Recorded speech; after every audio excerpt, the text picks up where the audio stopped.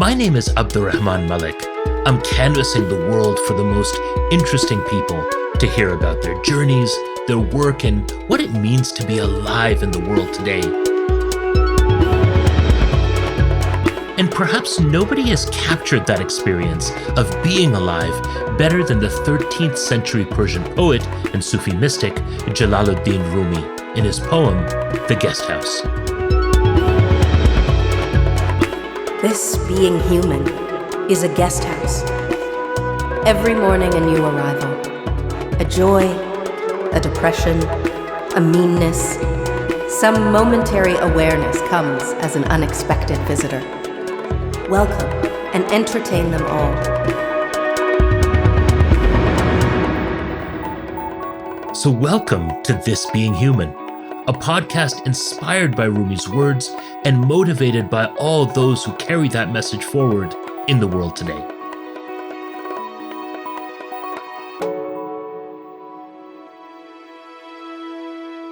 Today, artist Kevork Mourad.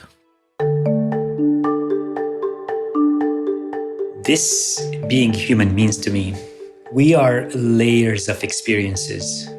Do not underestimate any human being when you meet on the street, regardless if they are street sweepers, regardless if they're doctors or engineers or a refugee that you meet.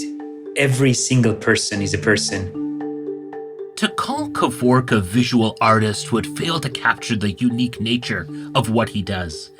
Yes, he puts lines on a page, creating striking drawings and animations, but he's also a dynamic performer who collaborates with musicians to create works of art in front of live audiences, his movements blending seamlessly with the sound of the music. The results are stunning and the process is captivating to watch. Born in Syria of Armenian descent, Kevork's work has been commissioned all over the world. His collaborators include some of the most celebrated names in classical music, such as cellist Yo-Yo Ma, American violist Kim Kashkashian, and renowned orchestras like the Los Angeles Master Chorale. I spoke with Kevork about how he blends his eyes, ears, and the artistic hands to the sounds of the world around him, whether it's in front of a live audience or in his studio in New York. Kevork Mourad, I'm so happy to have you join us on This Being Human. My pleasure. Thank you so much, Abdurrahman. This is fantastic.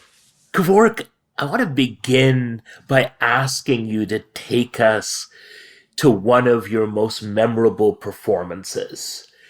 And I would like you to take us to that moment just before the performance is about to begin. How are you feeling? What's going through your mind? What energy is flowing through you as you head into it? So I have two experiences. The first one is the performance of Home Within. Home Within is a collaboration with an amazing clarinetist, composer, and a friend, Kinan Azme.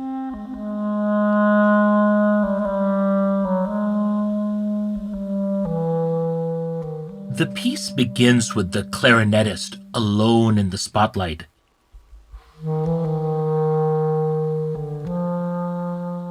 We wanted to kind of document what was happening in Syria and at the same time to support the refugees in any ways we can, financially with contribution at our work, and also emotionally and ideas-wise to show the world that what's happening in that part of the world. Soon, haunting blank faces appear on the screen behind Kenan, their hands raised.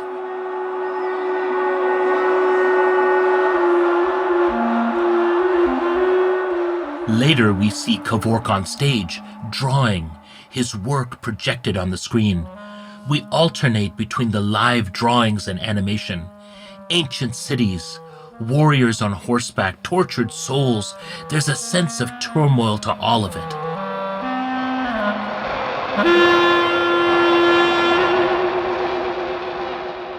So when we were in Lebanon, we got invited to perform in Beirut. And we all know Lebanon has the largest Syrian refugees in the world. It's It's crazy. It's probably like the quarter population of the Lebanon is Syrian.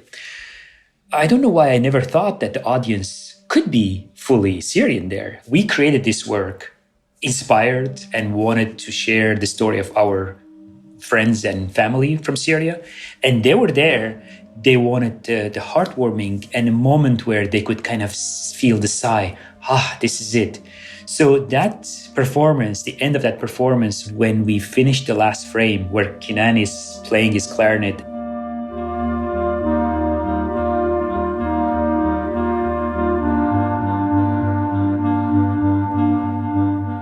in this moment, Kenan is standing sideways, his dark profile against the white screen. Drawings appear to be rising out of his clarinet and spreading across the stage. Houses first, then a growing city. And from the clarinet, you see the cities getting rebuilt, which is the future that we're hoping that the country get rebuilt.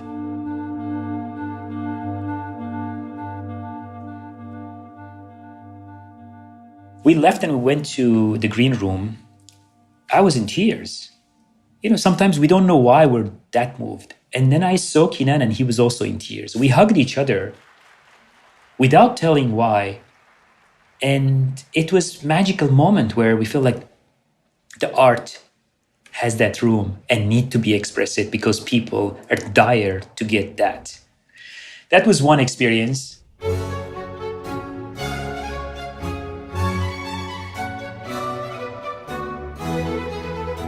The second one, the commission that I got from the Master Chorale in Los Angeles, they wanted me to create this masterwork by Handel, visuals. Like that piece is written, I think, 250 years ago. And it's about the Exodus.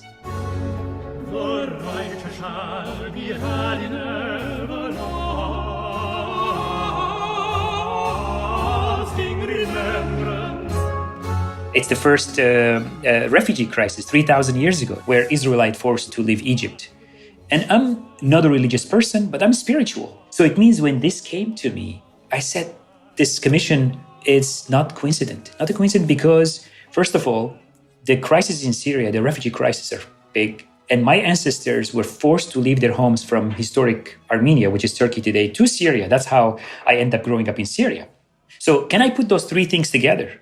3,000-year-old story, 100 and some year old story of my ancestors, and today's story together in one piece. And when I created that work, and I was with 80 singers, and I was planted between them. So behind me, the chorus, in front of me are the musicians. So the chorus is like maybe 50 centimeters behind me. When they're singing, their breath is hitting my back, and I'm getting goosebumps without even starting. Wow. So this is masterpiece, Handel's Israel and Egypt, which kind of depict this Exodus story. And when I asked the conductor, I said, is it possible the singers could kind of interact and move, be part of? He's like, absolutely, we'll do whatever you ask for because we need to support the piece. We need to make the piece complete. And that moment was so special and it was so elaborate. I've never done a large work like this where the live orchestra is kind of part of the work. I'm drawing live. I should not kind of carry away from the piece. I need to be in the piece. And meanwhile, I have the technology. I have the foot controller. And at the end, when I'm done, there's like 2,500 people are watching there. I leave. So it's like I finished the work. I'm gone to the way to the green room. I see the conductor had this big glass of beer. He's like, you deserve this. It's like magic. And it's just beautiful to see all this moment where it just shapes you as a kind of a creative person about the next journey. I remember the first time that I saw your work, I was shown it by a curator. It says you should watch this video evidence and testimony to the work of this artist named Kevork Mourad. It was intense and it was mesmerizing, and I couldn't help but want to be fully present in that moment to witness what you were doing. And I look forward to, inshallah, the time that I can have the privilege of seeing you in the flow that you've just talked about. Inshallah. I also thought to myself at that moment, how vulnerable must this artist feel? When you are evolving your work in real time in front of an audience, how do you engage with that risk and that vulnerability? I think every time you do anything live has risk, and the risk factor is actually could be positive because you have the adrenaline rush and you are trying to tell a story. So it's kind of almost like you're weaving a carpet with two different mediums, sound and image. So once you create that thread, you're moving forward. It has to kind of, at the end, tell or say why this performance is happening. It is vulnerable. I have a software in the computer that kind of stores the pre-made stuff in. So if I'm creating a performance, 50% is created previously. Because if let's say, I'm creating a figure, sometimes if I want this figure to move, that movement, it should be done previously. So the interesting thing about my live performances, what I'm creating live is very fast. Whatever it's moving, it takes months to create. So this one dancer, it takes like 2 months for me to, because everything is hand drawn, like thousands of drawings, I put them together, but I release them in 20 seconds. But sometimes I draw in 20 seconds and then 20 seconds. One took 2.5 months, one took 20 seconds. So combine them together. So pre-made is stored in the computer. I have a MIDI controller on my foot. It changes the channel between live camera to the computer. So all this is, if anything goes wrong in technology, you're vulnerable, of course. So you're like continuously, your heart is beating, continuously you're like on the edge, but that kind of, it transforms the work and the work becomes more exciting because, as you said, you witnessed it video, but imagine if you witnessed it live. And sometimes the paint clogs, sometimes the paint explodes on the paper. It's just like everything could happen. But so you're kind of in battle to create until the last second something interesting. And that is the beauty and the fun of live performance. And I don't regret it. I love every second of it. What it feels that you're doing is you're telling a story. And I wonder, what is it about the power of a story through visual art that really sparks you? It's a great, great question. When my grandfather, my maternal grandfather, arrived to Syria, he's orphan with his brother. 2 orphan brothers arrived. They were forced to leave their homes. They arrived to Syria and they settled in the border with Turkey, Kamishli, northeast part of, it's heavily populated by Kurdish minority there. Armenian, he wanted to learn the Kurdish language. He learned Kurdish and he was musical. He started playing tambur. He played this instrument and he created beautiful songs in Kurdish and he shared it with the Kurdish community. And he went to the Kurdish wedding and he played there. And his nickname became Tamburban. Tamburban, it means like the master of tambur.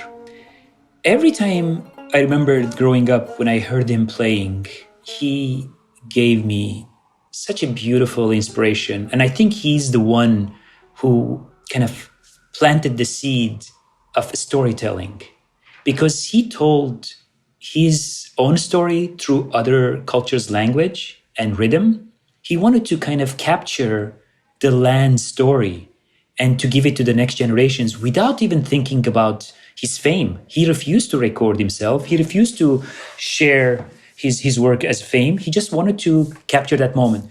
And yes, I believe that the most powerful way to tell art is to tell a story. Because if we tell the story of our ancestors in any way you can, the future generations, they kind of understand where they come from. If we don't know our past, we will not know our future, where we're going. My grandfather gave me the sense of the rhythm and the music. If I had parents, they were kind of supportive of art and culture, I'm sure I would have gone to music direction. But to draw is much easier. You just take a piece of paper and just occupy yourself. But whenever I heard music, lines used to kind of change and curve based on the music. And I think the very first time when I acknowledged that the drawing could be my way of storytelling, when I was in Armenia, I just graduated the art school there, and I was invited to take part in the first Biennale. And I collaborated with a good friend. He's a trombonist. He came from America to learn about the culture, Armenian music and all that. Together, we decided to influence, to support each other. So without me preparing anything, without him preparing anything. We created this kind of bond between the two mediums, and I felt it's the beginning of something interesting. So that was 1997.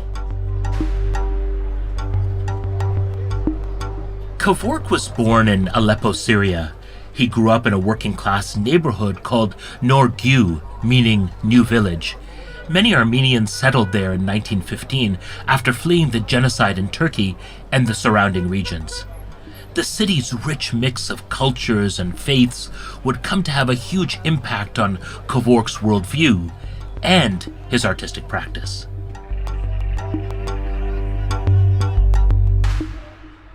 We used to walk in this old neighborhood, and there you see one side is the mosque, the other side you see the Roman, Christian, and Assyrian, and the Armenian. They're all built on top of each other. It's like one thing, because it's all like you're walking in this narrow street. That's kind of carved in my memory, all these beautiful layers of history, which is kind of part of our kind of weekend journey. And those all seeped into my work. And then on the top of it, of course, the music and the sound and the old architecture, like ironworks of the windows. And we never even kind of felt a difference between any faith, any background. They're all kind of part of each other's life without even thinking, oh, this person is from that neighborhood, this person is from that neighborhood. We never felt difference between their citizens. And I thought that's going to stay there forever. What does it mean to be an Armenian?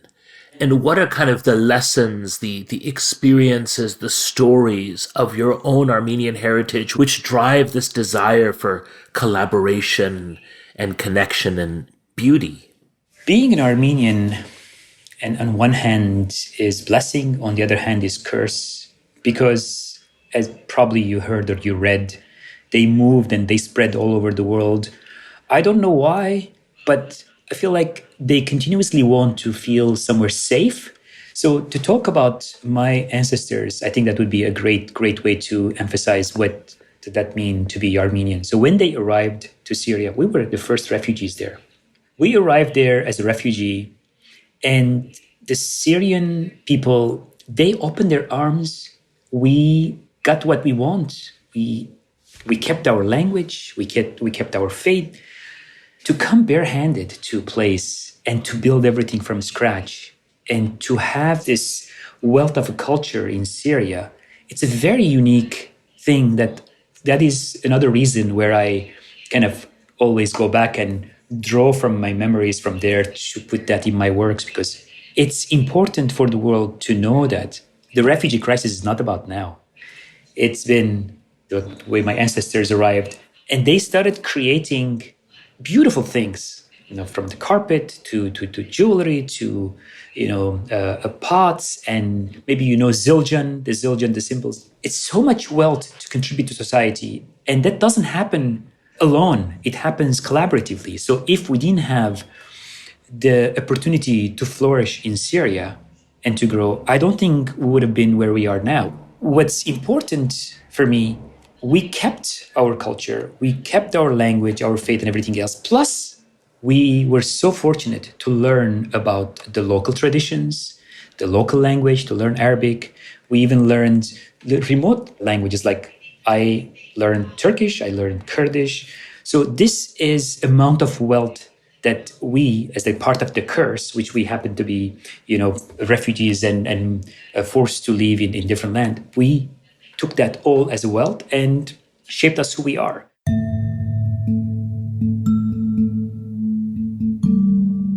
Kevork moved to Armenia later in life to get his MFA at the Yerevan Institute of Fine Arts, but it didn't exactly feel like a homecoming. There's something important for me to explain. Armenia has two different sides, West and East. Western Armenians are the diaspora Armenians. The Armenians are spread all over the world after the genocide. The Eastern one, they were there. They became at the beginning part of the Soviet, and there's two different dialect between them. So for us, I never grew up in Armenia. So I grew up in Syria. So to go to Armenia, even though it's Armenian, you don't become part of the fabric right away. The language is a bit different. It takes you like a couple months to understand fully. But what was hard, and it's still hard, this idea of I grew up in Syria, I'm not 100% Syrian because I happen to be, I'm Armenian. I go to Armenia, I'm not 100% Armenian because I'm from diaspora. So this idea of not being from one place, again, it's like a curse, but it could be also a blessing where you don't know if you need to be part of one place to be able to speak about different cultures and different people. I look at it, I'm an optimistic person. I look at it from the bright side and I take that, give it to me, I'll create more out of it.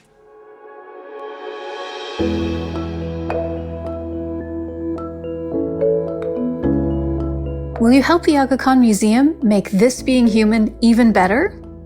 Take 5 minutes to fill out a short survey and tell us what you think.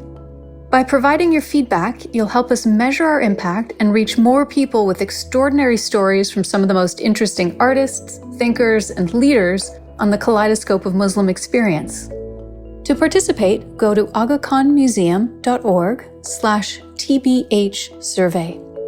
And thank you for listening to This Being Human.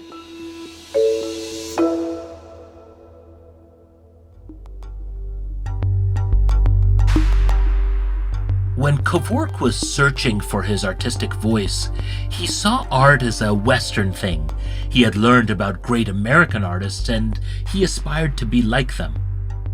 So at first he didn't take stock of the rich art and culture that he had been immersed in since childhood. Growing up in Aleppo, it was a very unique experience in a way that subconsciously many things kind of carve into your memory. Without you thinking, you're gaining all this visual knowledge and sonic knowledge. You're just like getting it all. But in the meantime, I was always looking outside, far away to the West. For me, art is in the West. For me, art is outside, rejecting many of the local information and visual information. And whatever I witnessed there, I wasn't thinking that it's going to be my future. But subconsciously, it was all, I was just taking it and taking it. So when I arrived to America, I wanted to contribute to the American culture in a way through my art. But I thought if I'm going to be the next William de Kooning or the Jackson Pollock is the one. But with a little bit of time, you realize that they did it. It's done. The most important thing is to concentrate and look into your roots and to see if you could bring from your culture to the local people. So these local people, they could understand what was there, what's out there. So slowly, I realized what I gained from my knowledge and memories from Aleppo, it seeped in. It just came to my work, and I welcomed that because I realized the unique experience is much more powerful than this bigger picture, like American Expressionist or like a painting, like painterly paint.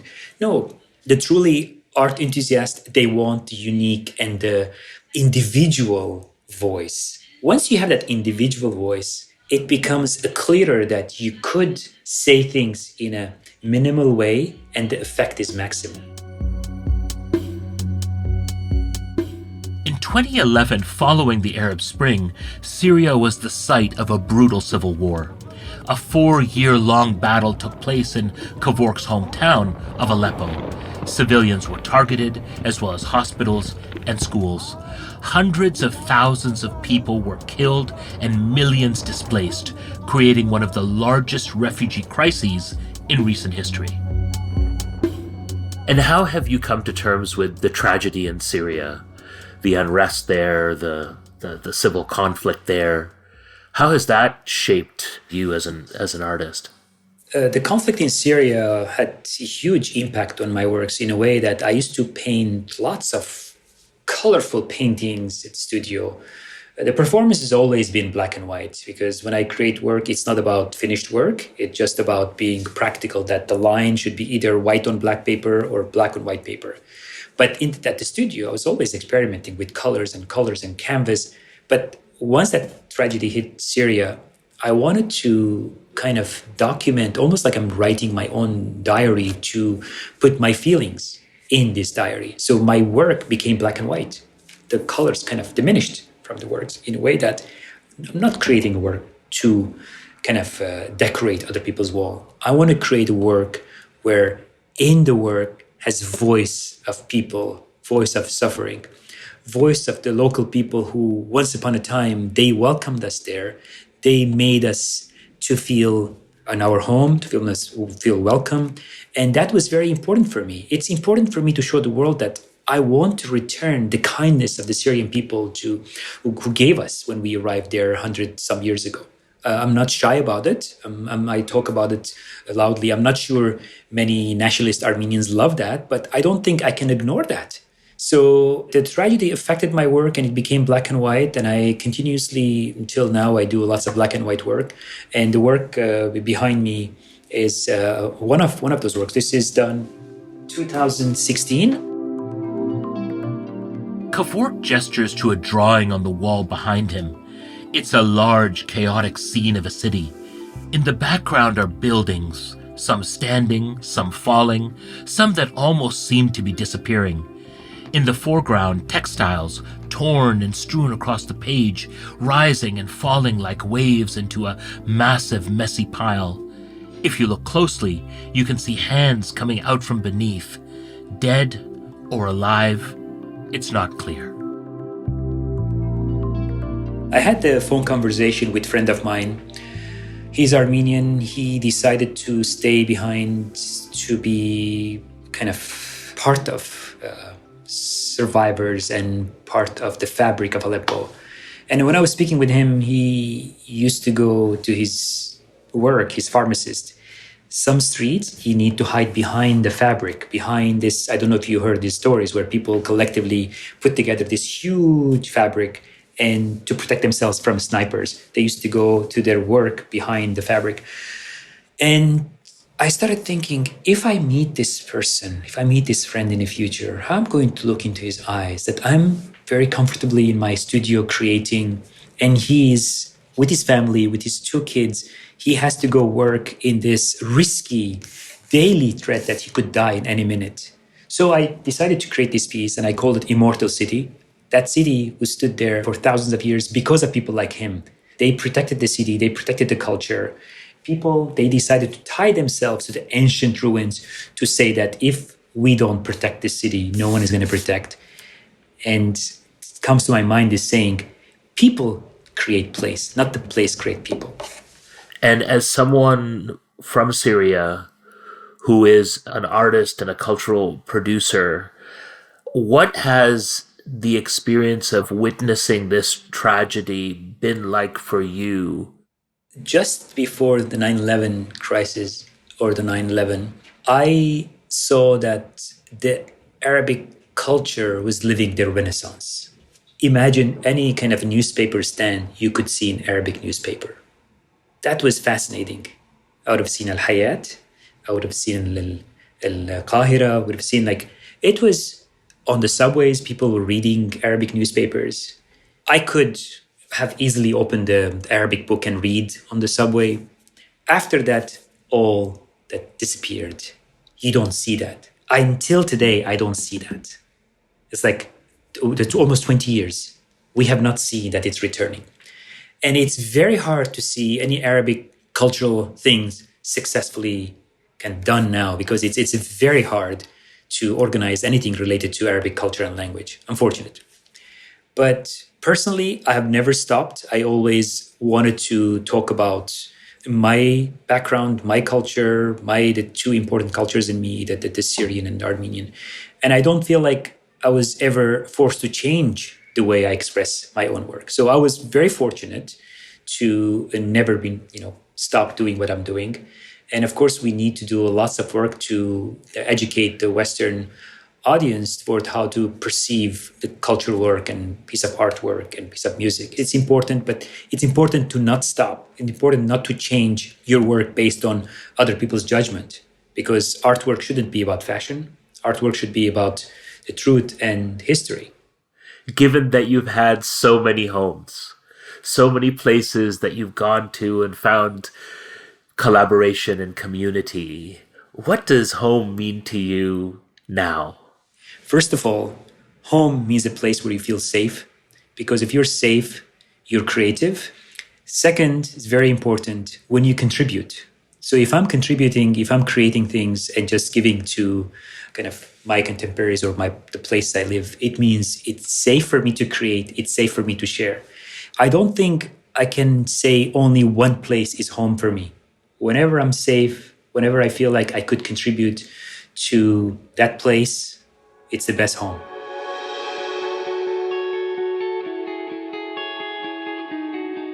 Kevork Mourad, what does this being human mean to you? This being human means to me, we are layers of experiences. Do not underestimate any human being when you meet on the street, regardless if they are street sweepers, regardless if they're doctors or engineers or a refugee that you meet. Every single person is a person. You give them, you receive more than what you give them.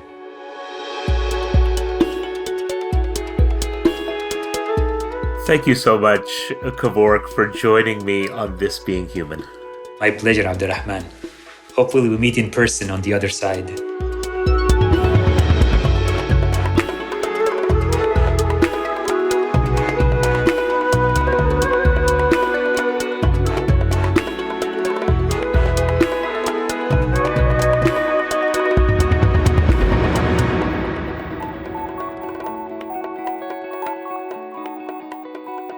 This Being Human is an Antica production. Our senior producer is Paset Matar.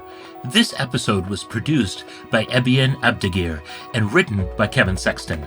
Mixing and sound design by Phil Wilson. Original music by Boombox Sound. The executive producers are Kathleen Goldhar and Lisa Gabriel. And Stuart Cox is the president of Antica Productions. This Being Human is generously supported by the Agrahan Museum, one of the world's leading institutions that explores the artistic, intellectual, and scientific heritage of Islamic civilizations around the world. For more information about the museum, go to www.agraghanmuseum.org.